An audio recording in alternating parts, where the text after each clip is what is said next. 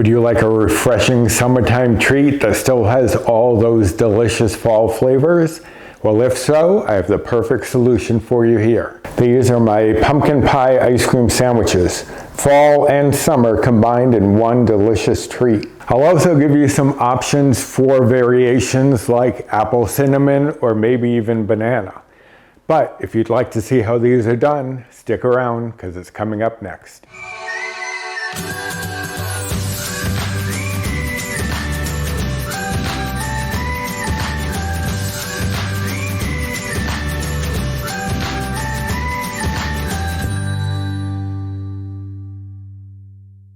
Hello and welcome to my kitchen. My name's Roy. I am a home cook, an amateur baker, and I'm here on this channel sharing recipes that have helped me to lose over 125 pounds, whether those recipes are mine or someone else's.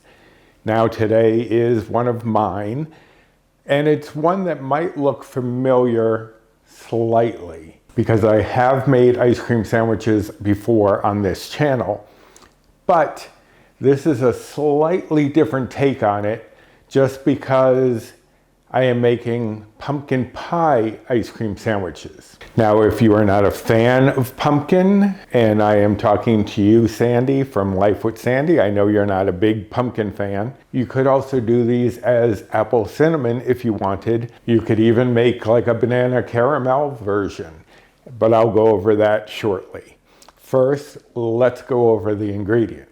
I have here 24 Pizzelle cookies. Now, the Pizzelles I get from BJ's, one of the local like Costco and Sam's Club, and it's this Rico brand, but a lot of these brands have very similar points, but you do want to double check that because these right here are 1 bite or 1 blue point. I'm on the Healthy Better Balance plan, which is the equivalent to the LWW Blue plan. So those are the bites and points that I give. But these are 1 bite each, or you can have 6 for 5 bites. But I'm only using 2 per ice cream sandwich.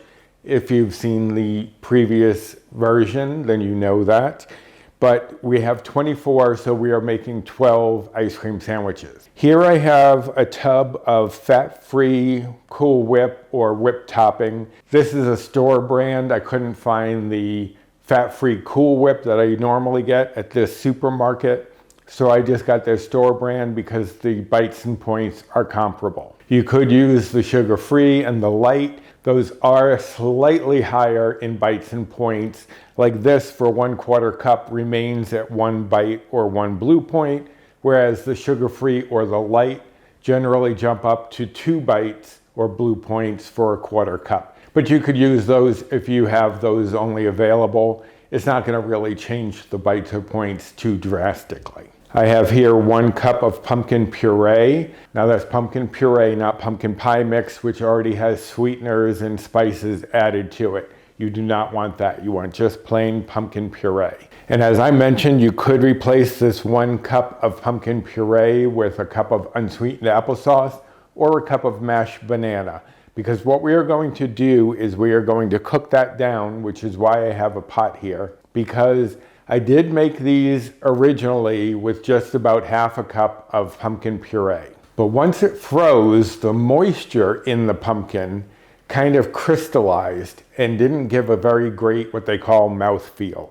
It was great flavor and I could overlook it, but I wanted to eliminate it, not just overlook it. So for that reason, we're going to take this cup of pumpkin puree and reduce it down until it is at 1/2 cup.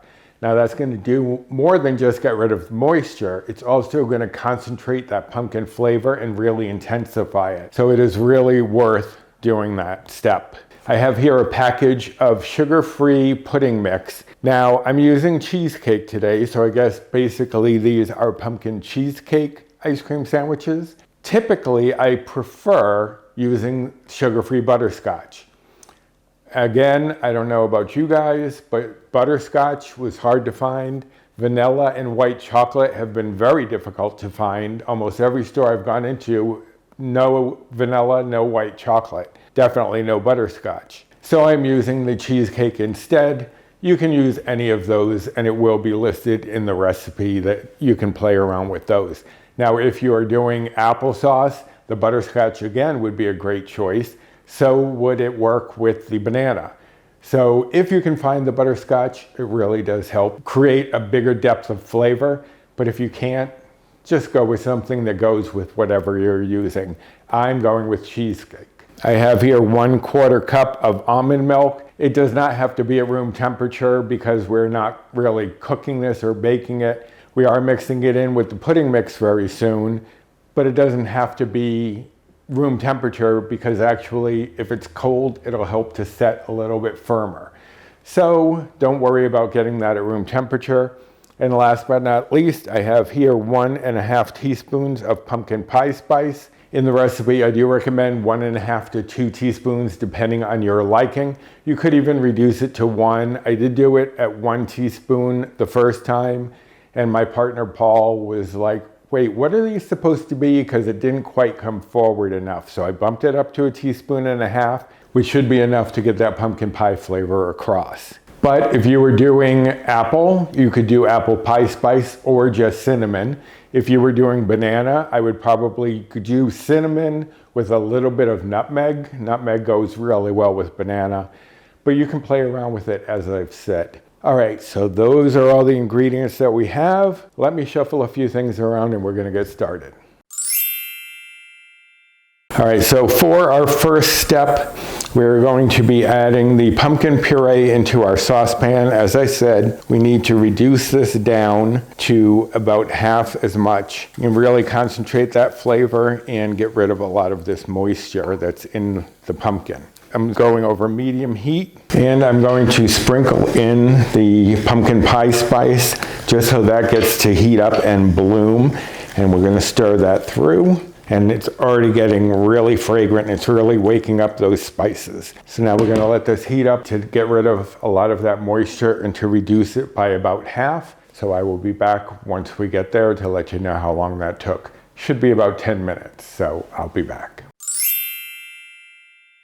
Okay, so it's been exactly 10 minutes and it looks nice and firm and pasty, which is what you want. And it's deepened in color partly from the pumpkin pie spice, but partly from having that heat to help caramelize some of the natural sugars in the pumpkin. So now I'm going to turn this off and I'm going to transfer this to a bowl. You don't have to, you could let it cool right in the pan if you're not making it right away. But since I am for this video, I'm going to add this into my bowl to let it cool there. So now I'm going to bring in my mixer as we're letting the pumpkin cool. I'm going to add my almond milk, the pudding mix. So let me mix this up. I'll be right back.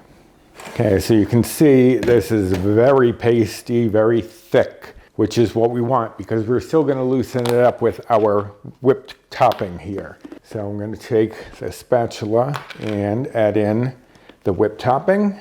You want to put the entire container in there, and now I'm going to blend these two things together before we add in our pumpkin.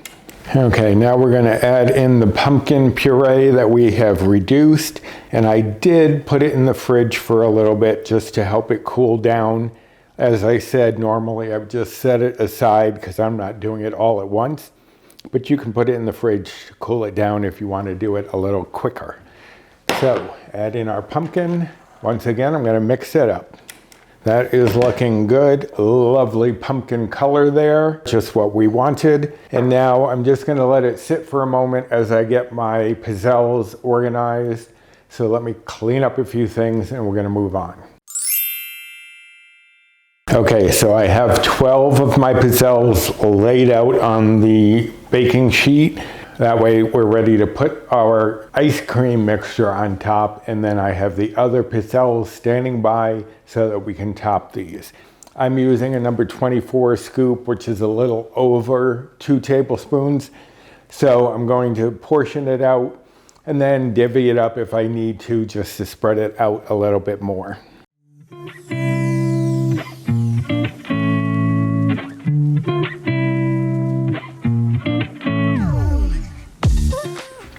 Okay, so they're all portioned out. We have our first layer of pizzelles with our ice cream mixture. Just gonna lay another one on top and gently press that down so that our ice cream mixture is going to spread out to the edges a bit more. And you don't necessarily want it poking all the way out, but you do want it to spread out across to the pizzelle. And if they crack, don't worry about it too much, because once you put it in the freezer and they firm up, it's going to hold itself together, so don't worry about that. So let me get these topped and we'll go over those nutrition facts. Okay, so there we have them, my pumpkin pie, or in this case, pumpkin cheesecake ice cream sandwiches. They are going to go into the freezer now for at least 2 hours, probably longer. You want this middle to set up so that it's nice and firm in there, just like an ice cream sandwich would be. And if you want, you could take it out like a minute or two before you want to eat it, let it soften up slightly, but I usually can't wait that long. Again, there are other ice cream sandwiches that I've made on the channel. You can go check that out in the blog. And there are all sorts of variations you could make depending on what kind of Jell-O pudding you use, what kind of Jell-O mix you use, because I do list on the original recipe how to make them using Jell-O as well as Jell-O pudding. So go check out the other one. I will link directly to that recipe below, as well as to this one, which will be separate. I don't want to add it on as a note. I want this to be its own thing, especially since you can do a little more variety with this, such as the banana or the apple. But for one of these ice cream sandwiches, it is only going to be 3 Better Balance bites or Old Blue Points. Now, if you have 2, it does do that weird WW healthy math, because then it jumps up to 7, but that's because it's at a fraction right now, but not a big enough fraction to go into 4. So we're at 3.3 maybe. And once you get to the second one, you're at 6.6, which would round up to 7. So that's how the math works. I don't worry about math when I'm having a delicious little ice cream sandwich. But as I said, just 1 for 3 bites or blue points. Now, if you are following calories, the calories for each one of these is going to be 104.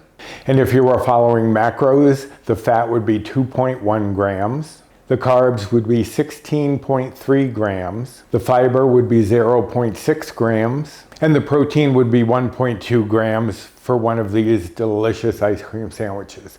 Now, of course, that will change slightly, perhaps, depending on what whipped topping you use. If you use applesauce or banana, it may change slightly, but the bites and points should remain relatively the same. So I hope you're going to give these a try, a lovely fall treat with just a hint of summertime in there based on having an ice cream sandwich, but with delicious fall flavors. Even if you use apple cinnamon, you can't go wrong. So as I said, this will be linked down in the description box below, as will the other recipe for the other ice cream sandwiches. Also down there is my Amazon storefront. If I've used anything on here that you are interested in finding, it may be there. Also my Built Bar rewards, my Fetch rewards, my social media, both Instagram and 2 Facebook groups that I'm part of. So check out that description box below. Just underneath here, hit that drop down arrow to open up the description box for all sorts of information. And I would appreciate you doing the usual like, subscribe, comment, share, and hit the notification bell for the next time I upload any sort of video. I guess I'm gonna go and put these in the freezer and wait a very long 2 to 3 hours before I can have a treat. But it's gonna be worth the wait. So until next time, bye.